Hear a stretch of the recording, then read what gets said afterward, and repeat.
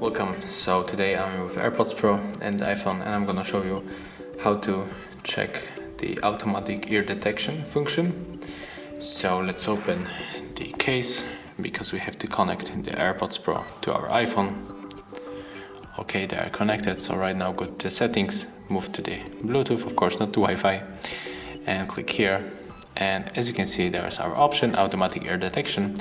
So it transfers the audio route from the connected devices to the AirPods when they are placed in our ears. So we can use this marker or switcher, or whatever I call it, to turn it off or just turn it on. I hope that'll help you guys. Leave thumbs ups, comments if you have any questions or if you enjoyed this video, and of course subscribe to our channel.